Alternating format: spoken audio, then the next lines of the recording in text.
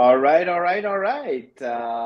Today, my amazing guest is Bref McHugh, uh, co-founder of or owner of clinicgrower.com, an amazing agency out of Tampa, Florida, focused on clinics and dentists across the US and Canada. And these guys are doing some amazing work. I got an opportunity to meet Bref this past month in Tampa, where he is based out of. And, we immediately got talking at my table. I remember, Bref, you came in on the second day, and it was such an engaging conversation. So I'm really excited to having you on this particular show today, because I know it's going to bring a lot of value to other agency owners listening to us. How are you doing today, Bref? Fantastic, Azar, fantastic. Yeah, appreciate the connection here. Like, it was tremendous to get to meet you with a bunch of other agency owners not too long ago. And I remember our chat at the table, with a growing company, and you guys have done some tremendous stuff at RepStack as well. We were particularly talking about culture and how to to foster culture and grow it in digital environments. So it was great to see you in person, and awesome to hang out here today as well. Same here, man. How about we start out with a bit of your background? Talk to us a little bit about where you're coming to us from, and what your life journey has been before clinicgrower.com started. Yeah, for sure. So, man, how long have we got? No, I'll give you the condensed. I'll give you the condensed version. So, kind of like the condensed version would be, I'm originally from Ireland, grew up there, came to the US almost 20 years ago, moved through, many different sort of moons and seasons of stuff, everything from painting houses to working in restaurants, just trying to make ends meet.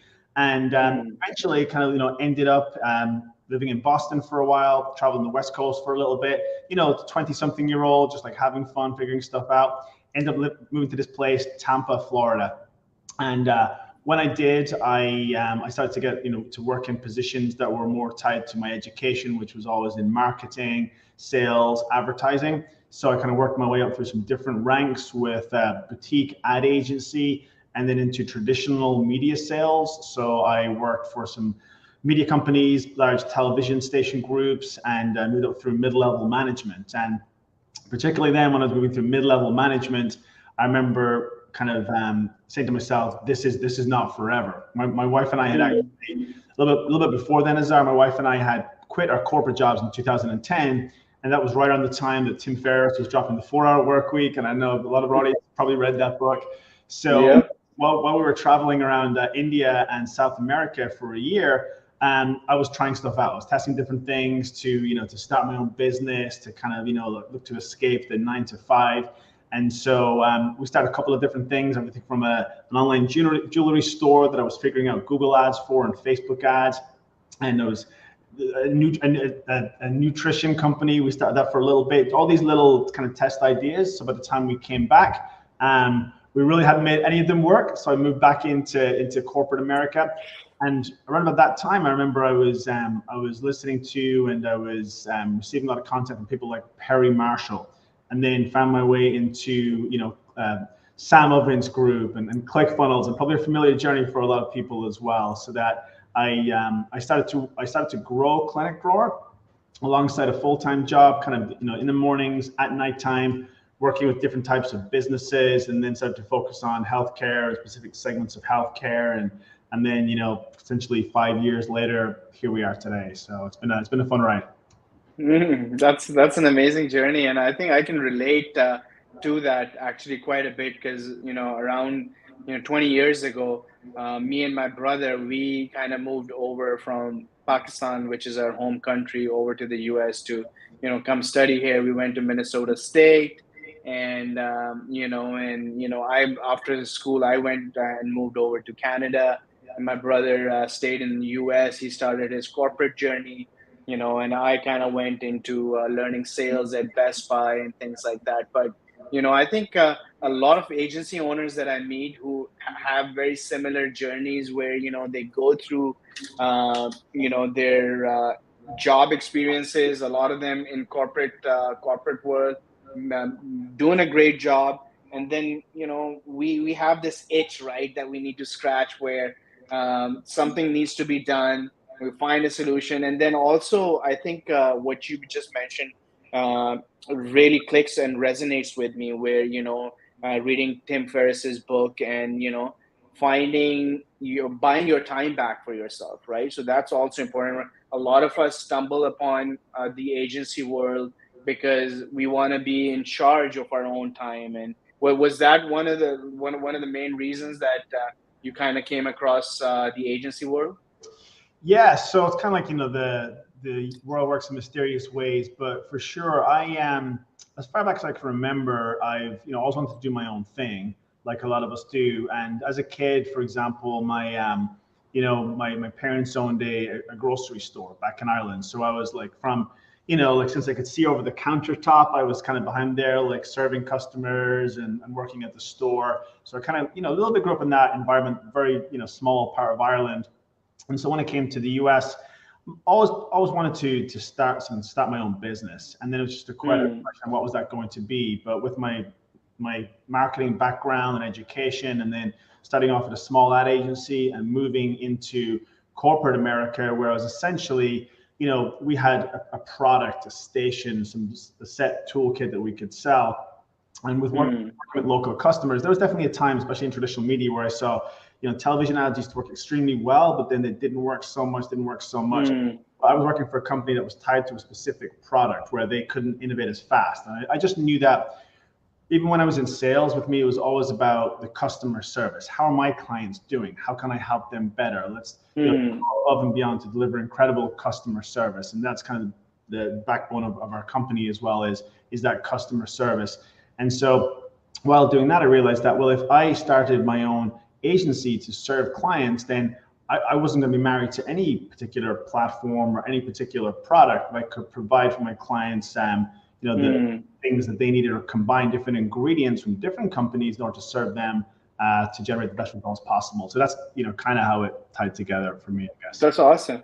I'm going to ask you a little bit more about your agency, but one more thing I want to touch upon is your background of immigrating from Ireland over to the US. Do you think that helps? Because I can tell you that me and my brother are extremely grateful because we came over from Pakistan, and then all of a sudden we have this level playing field over here in the States and Canada. And like even in our jobs, my brother was a vice president at JP Morgan and Chase, and in my job, and then in my agency days, we're making more than 90-95% of the population over here. Is Do you think that's a big driving force for people like us who come here from a different country? And we is this something inherent in us where we want to start out our businesses and do something amazing? I think so, right? Like, I mean, exactly what you said. You're coming from a different country, a different culture, and then you're moving to a country, right, which is the land of the free. So there's almost like infinite opportunity. And for me personally, I came over with like a lot of us, like with nothing and kind of with a point to prove. I think I definitely had a point to prove, and there's always that. I think in a lot of us, there's like we're just still like that competitiveness, that point to prove, no matter how big, where you are in the journey. And so for me, for sure, I just remember, especially the beginning of that journey, living in Boston, where I literally had a mattress and I was sharing a house with like 11 other guys at one stage, and just crazy. Yeah. But I remember, like, it would have been an easy option to kind of like head back home and just kind of fall back into nets and ask for help. But no, I kind of ground things out essentially, and made things happen from a stage there, and then came down to a different part of the US, and really started to strategically tie things together. But I think that background of coming from somewhere in a new country, and then having goals and aspirations, knowing that there's things that are achievable here that maybe achievable back home for us. And there's just lots of, I think, differences. And there's a system here where, especially with the internet, where we can connect with so many like-minded people, and we can streamline the direction that we want to go. And so that's been definitely an evolution of my journey. I love that, coming here and, having a point to prove. And I think that's huge because, me and my brother, we were able to do all of these things. You coming here from Ireland and going through the grind in the first 10 years, a decade, and then slowly starting out your agency while you're working your job. So essentially two jobs, and then this amazing agency that we're going to talk about. So how did the Clinic Grower come about, and like were you focused right away into the niche of working with doctors? Because I'm sure these guys are not easily pleased people. How did you jump into the this particular niche? Yeah, so great question. So it did. It started alongside my full-time job, where I was at this stage. I was actually mid-level management for a really large corporation. So it had to be early morning stuff. Sometimes if I closed my office door a little bit during the day after work, and really what that was down to was it started off really small, like with doing a research project. And the first, market that I reached out to was a market that I had some, kind of interest in, because I wear orthotics. So I reached out to podiatrists. And so I looked up a cool email. I was like, okay, bref@clinicgrower.com. We're going to reach out to podiatrists. This is it. Let's go. And so that basically, like, a face planted with that, really just like did a lot of research, but like I was chicken shit to actually sell anything, to be perfectly honest, back then. I then just really kept pushing forward, and then had opportunities come towards me, and I started working with multiple different types of businesses, real estate agents, financial companies, allergy clinics. There was starting to see a little bit of a kind of a medical pattern to what I was doing. And at that level, when I had quit my full-time job, I realized, man, there's like clients in all sorts of different areas here. It's myself and now a VA. We've got to start focusing, right? Because with that focus comes concentration, and that's where you can really start to have a return on investment and really generate results within those specific niches. So start to focus more within healthcare, focusing on certain types of clinics and practices that serve high case value patients, dental, orthodontic, vein, vascular, and also pain and regenerative medicine. They're sort of the core three niches. We do have a number of different aesthetics, so it's kind of a core four clients as well. And within each of those, that's kind of a lot right there. So there's like very specific things that we do for those practices, specific programs and specific ways that we craft systems to help them to generate clients. And the growth essentially for me is that one-man band back in 2017. Now we have a team of 31, and it's really that's been a number of keys. Focus. It's been about building a team, and it's been about having that consistency. Going through COVID, coming through that really strong with making sure that if anything ever happens again, and stuff will always happen, that we're sustainable. So that's always been very important. So when did you quit your full-time job? That was back. What year was that? 2017. So March of 2017 is when I quit the full-time job. And that's around the time where you started really focusing on honing down on the healthcare niche. Is that correct? Yep. So do you think, like, how important is it to kind of like have a well-defined niche for an agency owner who's wanting to start out?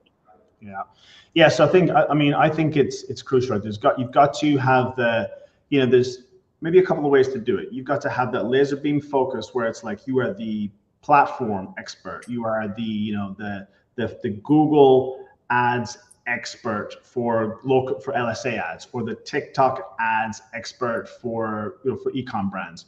Or then with what you can do is you can drive yourself crazy if you have like 15 different clients in 25 different Google and Facebook on Instagram. So with us, we're very defined, and we focus on that niche within specific verticals of healthcare, and we do offer different services and platforms, but that's been an evolution as well. So I think especially for any folks starting out, it really is important to start to master certain your niche, certain channels in that niche, and then only after during once you kind of qualify for that next level, if you will, or graduate to the next level, then strategically expand from there. Yeah, I think learning from people like Bref, who've kind of been there, and you've tried out different niches and worked with a whole bunch of clients, and now you're kind of focused on one niche right now.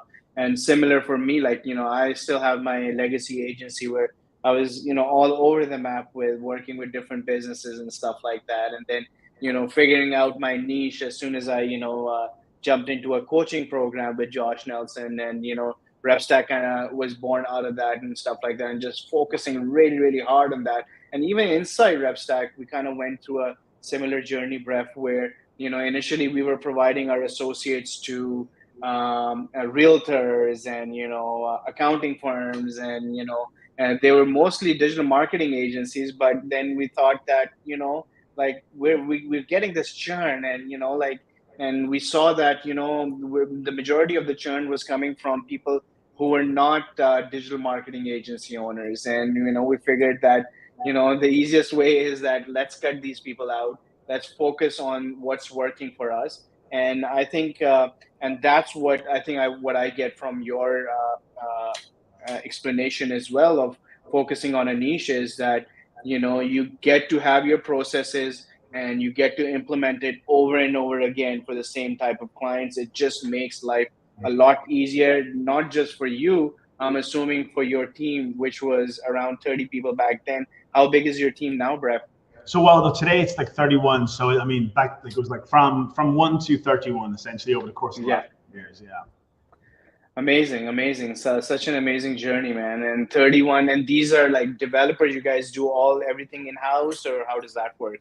Yeah. So we do in the kind of the current development really is in developing that mid-level management, right? Because you start at a stage where it's, me personally, maybe a lot of people as well, it's yourself, and then you hire the virtual assistant, and you got to make sure you've got specific tasks and you're strategic about that VA, so you're grooming team members. And so we started with that, and then we added client success was a department that we really needed to add. In fact, I mean, to be honest, like 5 years ago, one of the pivotal points of Clinic Grow has been actually my partnership. So my partnership with my partner Brad, that's been key over the last 3 years. And then adding those team members, client success, building out our ad team, building out our SEO team, building out our center team for our clients, patients, and things like that. And then also each of those teams now, instead of Brad and I managing all of those teams, now it's that mid-level management, which I know you're extremely familiar with as well, building out those pods and teams for sure. That's awesome. And I think the partnership is also key here. So maybe tell me, I got an opportunity to meet Brad as well. Brad's amazing gentleman, and we spent some time as well. Talk to me a little bit about that, like how you mentioned that was a pivotal point, right? You and Brad partnering together. How did that came about? How did you guys meet? And I know Brad is in a different part of the world, if I'm not wrong. So Brad's actually not too far from you. He's up in London, Ontario. And Brad and I, so Brad is a registered nurse. He's our chief clinical officer and co-owner here at Clinic Grow. And it was kind of fate, if you will, but universe again works in mysterious ways. We met over a common client, a client that I was serving, and he was serving at a different company. He kind of saw what I was doing, and I kind of really liked his approach. And to boil it down, his approach just epitomizes who we are and what we do, is customer service. And at that time, Brad was working for a company that had a kind of an ISA or appointment booking team. I was generating leads for the client, and the client was kind of hitting the wall. We tried lots of different stuff, but it was just those leads weren't being followed up with. So Brad, remember, on the call said, "Hey, how about we just give you our, we've got some appointment setters, they can call for you." And it was like, no hook or no catch. I was like, that's awesome. That guy wants to help people. So we stayed in touch, and then we, over the course of the year, we strategically, planned to work together. And we've been doing that for the last 3 years. And having a partnership, having that counterbalance with business, someone to share with, someone to kind of keep you on track, to complement what you do. I mean, all about it as well. That's been key for sure. So that's how we. I think that's big. That's definitely big, because me and my brothers, we kind of went through a very similar situation, and I've been through some bad partnerships in the past. And what happens is that when you bring similar things to the table, it never works out. You want to have different expertise. Like you mentioned that Brad is a clinical registered nurse, right? So he brings that aspect. So similar thing happened with my brothers. One of them was in Pakistan, another one in Delaware, me in Calgary. And the way all three of us came together, it's like, like we grew up together, obviously. and we never really planned on putting a business together. But everybody had their superpowers. My brother, JP Morgan Chase, he's a chief operating officer, and he's amazing at setting up systems. I'm not that guy. I can dream a big dream, and I can sell the dream, but I need my brother Athar, who's in Delaware, to kind of build up the systems and processes. My brother Yawer, who's in Pakistan, he's got a restaurant chain with over 1,000 employees. So he was great at hiring and HR and things like that. So all of these things come together, and I cannot stress this enough that once you have those right partnerships in place, I think you can see the growth happens, and looks like we saw that happening on your side as well. So yeah, that's I totally agree with that. Amazing, amazing. Let's go into the nitty gritty, Bref, and let's see what's the process like on pulling in customers now. How do you guys do that? What's your marketing plan now? Looks like.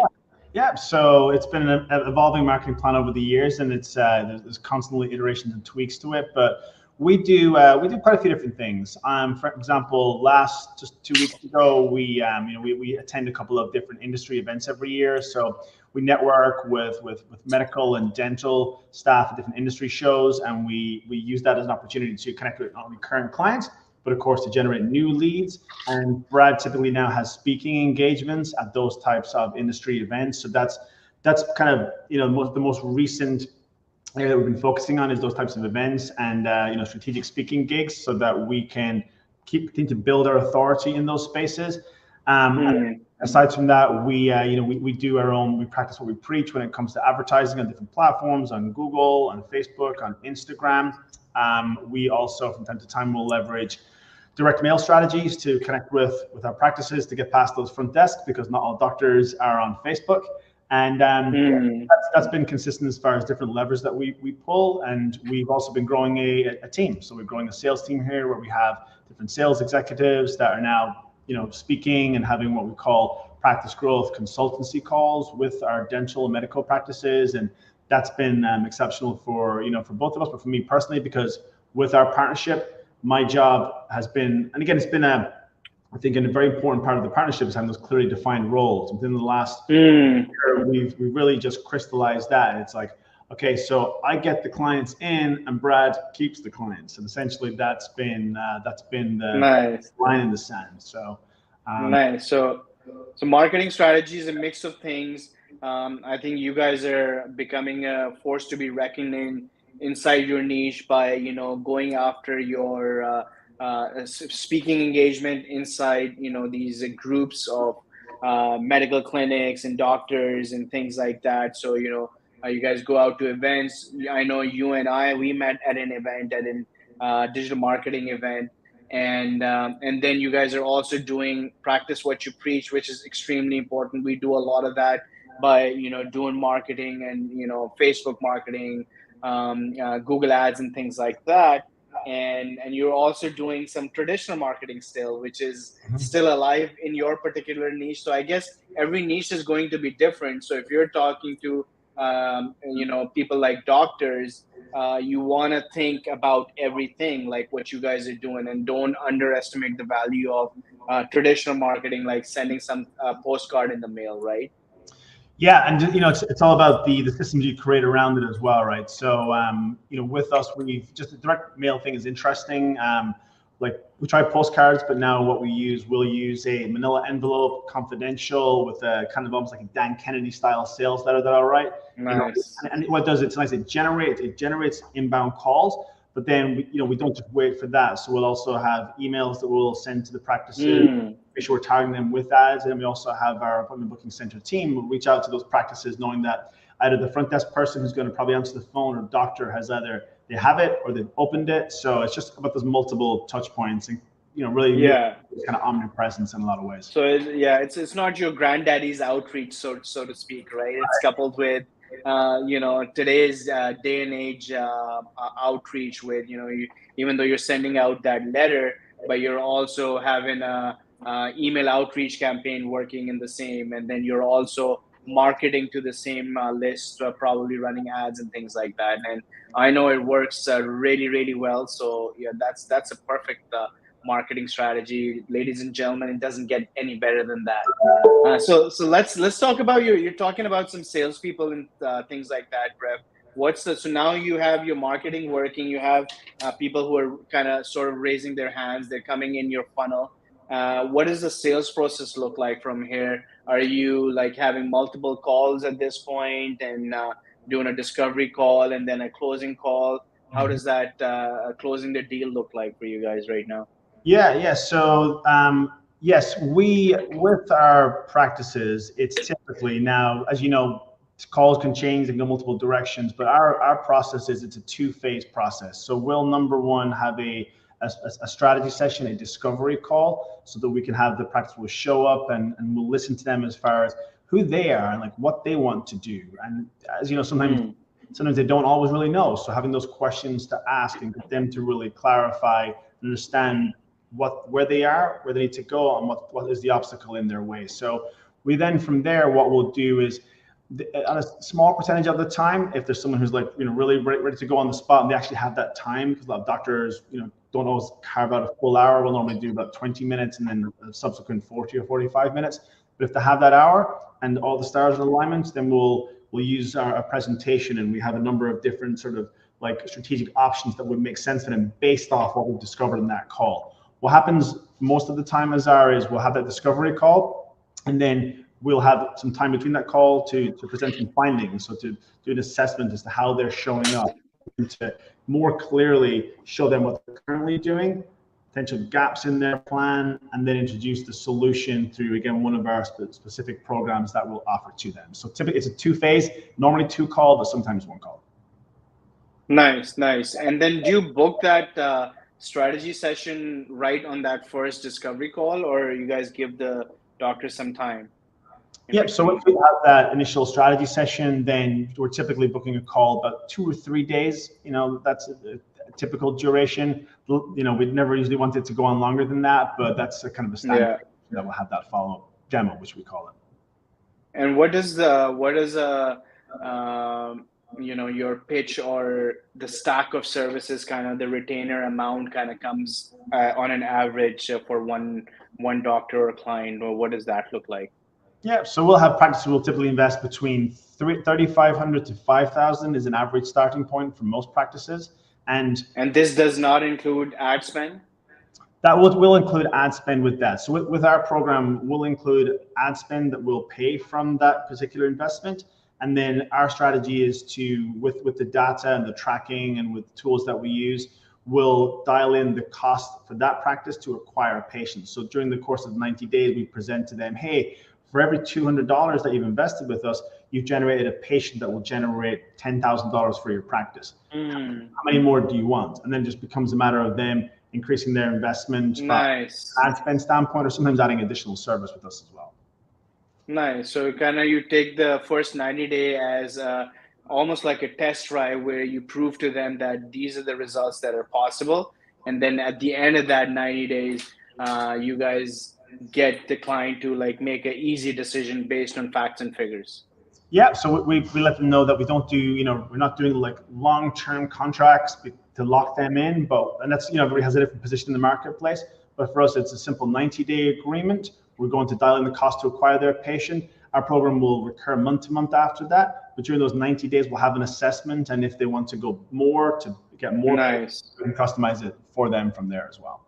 That's a great strategy. So you're not just selling right now or during your discovery and strategy sessions, but you also have a constant opportunity to upgrade your clients after the 90 days and any time after that. So amazing. You kind of built that into anytime you can, really like for the people who want to really, really grow, you can increase those retainer size anytime. That's a beautiful sales strategy, Bref. Love it. We can. And I mean, to be honest, like most practices will stay, like 85% of the practices will stay at one of those retainer package levels. Just that generates the volume that is adequate for that one location. If they expand to another location, if they add more services, then we stack more on top of those packages for them as well. But those levels, we've tried and tested them for years, and they work really well. There are some practices that they might have more locations, or they just got more capacity, and then we can customize for them as well. So it's it's relatively easy to manage in the back end for us. Nice. So at this point, Bref, how many clients are you guys working with?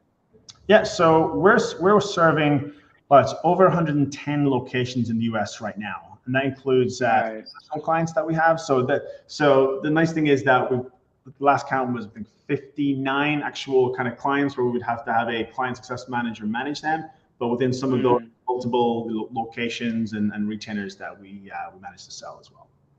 Amazing, amazing. So that's a lot of workload, and then that kind of brings me to my next question, which is going to be, you just talked about client success managers. At a certain point when you start crossing those 10 and 15 client marks, we realize that there's a thing called retention that you have to worry about, and you want to make sure that your clients stay with you for as long as possible. So how does that process look like on your side? How do you guys retain your clients for as long as possible? Yeah, so like I said at the beginning, like customer service and client success, it's just baked in, it's inherent in who we are and what we do.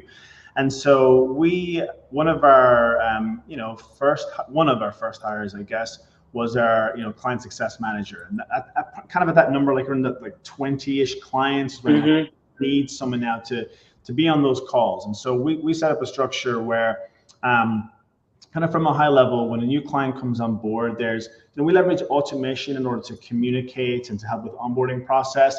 But a big part for us, especially with medical practices that have team members, front desks, office managers, the doctors, is having set schedules of contact, person-to-person contact. So we'll do a welcome call, we have an onboarding call, and then a kickoff call is managed by our client success team. And from there, we kind of, a clinic role will carve in for the first 6 weeks. We'll carve time into our calendar and book client success calls with them for the first 6 weeks, that then go to bi-weekly, Nice. or 12, and then go to monthly, and after a while, clients like, we're good, you guys are amazing, we'll call you if you need us. But just in the early days, Azar, I don't know if you see it too, it's just having that time on the calendar. Sometimes it's little things like they don't know how to go high level or whatever it is, just to have that support and to add that has been huge for us. I totally agree. I think those first 90 days in that relationship are absolutely key in making sure that that client lasts for as long as possible. And those client success managers, I think they are, I think we have at this point like 5 or 6 of them. And, I would not do anything without them, because, and then, like you and I, like as business owners, we can do an okay job at making sure that our clients are doing great, but we have so many other hats to wear at the same time. But a client success manager can come in and they live and breathe retention every single day. That's their entire purpose inside inside a digital marketing agency. So in roughly how many clients is one account manager managing for you, or client success manager? Yeah, so kind of within those, it's like 15 to 20. That's the numbers that we've seen. And we have a system where, our team, there's like no one like kind of owns that client, but we actually kind of have almost like split shifts with the team, and there's a lead on each client, but we just make sure that, we have the depth of the squad. Now we have 3 client success managers, and so that there's always someone available during office hours, and we even have team members in different time zones that start as early as 4 a.m. and work up until Nice. today in Eastern, so that they can, it's amazing, man, they can do like the administration, prepare notes so that we're versed on where clients are, then handle the calls during the daytime, send out those early morning communications to clients when it comes to reports. So much can happen before we've had our cup of coffee. And then once the day goes on, we know that they're on calls with clients, and there's communication, and it's the client success and that retention piece, as you mentioned, is absolutely crucial. That's huge, right? Once you really start growing, you're gonna find out sooner or later that you want to be able to retain your clients. And I know, like, I don't know of any digital marketing agency, Brett, who's not going out to bat for their clients every single day. The issue that we see is that it's the perceived indifference. Usually sometimes we drop the ball on not communicating enough with our clients, and not everybody's, especially like in your case, these guys are busy people, doctors, and they're not going to be picking up the phone and calling you every day that, hey, where are my leads and things like that. They're going to continue, and they don't hear from you. for a month or so, even though everything is working in the background, they're just going to say that let's just move on, right? So I think that perceived indifference, how you counter that is by just communicate, communicate, communicate. And client success managers like you guys are using, they play a huge role in managing that. Inside a digital marketing agency, I'd like to say that the most important thing is our retainers, or our the revenue that these clients bring in for us, and we need to cradle that as much as possible, and we want to take care of that. And these client success managers are extremely important. And once you get to that 10 point of clients and 15, I think that's a really good point to kind of start thinking about hiring a client success manager, and probably turn them into a team. And you guys are, I think, doing something phenomenal where everybody kind of knows every single client, so that if one person is off or the other one, then anyone can really pick up where the other person left off. Yep. Yeah, 100%. It's it's about communication. It's about having the systems in place. So we're using Monday, for example, keeps things organized. We use Go High Level so that our team are sending out emails to the entire team, but we know that everybody's getting bombarded with emails. So just a little text message to the doctor, just those touch points. I'm all about over communicate. I'm okay with the client telling us shut the F up. I'd rather do that. I haven't heard from you. And I remember years ago, you hear that? I haven't heard from you guys for a while. And I knew that there was emails, but we can't rely on clients to go through their inbox to find out emails. We've got to be making the calls. We've got to be sending the texts. We've got to appear like we're everywhere. And also understand what they need so that we can make any changes that they may need, or else, on the other side, tell them, hey, this is where your team aren't performing as well. So this is what you need to be aware of. But having that line of communication to really help their business. Love it. I rather hear shut the F up. I love that. I think that's going to be the highlight. And I think that's so true, right? It should be like that in every single agency, especially if you want to retain your clients. Just communicate, communicate, communicate. So very well said, Bref, in these amazing words. So let's wrap this up, Bref. What's one tip you'd like to give to anyone who's wanting to start out a digital marketing agency today? I might break it into, so I know it's one, but I might do one part A and part B. It's just to get a sneak people in. Love it. But for us at Clinic Roar, for myself, for anybody starting out, right, there's ups and downs, right? There's definitely both. And so staying in the game for me, has always been key. There's been so many times, and especially in the beginning, where it's like, oh man, this is so hard, or this just happened, or we lost some clients. Should we give up? Should we try something new? Should we pivot to a new niche? And sometimes it might make sense to do, to a pivot. But, if you believe in what you're doing, if it's really important to you, if there's a clear vision, if there's a clear goal, then never giving up and staying in the game. I think that people need to hear those words from time to time and have that, reinforced in different ways. And so that for sure has been, crucial for us over the years. And also, on the other side of that, an old mentor of mine back from traditional media days, I just remember him in the office one day. There was a lot of stuff going on, and he just leaned over the desk and said, "You know what, Bref? Don't sweat the small stuff." And I think today, well, there's a lot of stuff going on in all of our worlds, and we just need to take a step back and say, you know what, shit, that's really not a big deal. In fact, everything is being really bad, and you're seeing all the Facebook feeds and the guy with the Lambos and whatever is imposing in your work. Yeah. Shit, you know what? I'm actually doing pretty damn good here. We're doing good. For people starting out, I know that stuff can be everywhere. So I would say in the game and don't sweat the small stuff. That's amazing, man. And I think I remember, when I first started out, just getting a client's call because there was, an error in capitalization maybe on the homepage or something like that, right? And I used to just go crazy about it, and just get on with my team and get this fixed. But eventually I realized that it's not that big of a deal, right? And I think it also comes down to expectations and like what you're saying, that it's a long game that you're after. So don't worry about the small stuff. It's going to happen as long as we learn from it on a daily basis, and we kind of put together our systems and processes in place where these things don't become a common recurrent.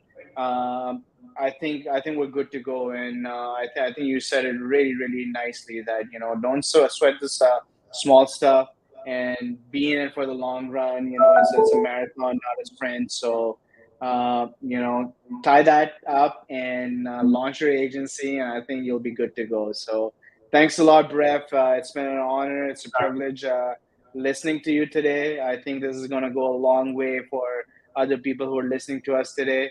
And thanks for taking time out of your busy schedule today for making this happen. Really appreciate it, Azar. Great to see you again. Thanks so much.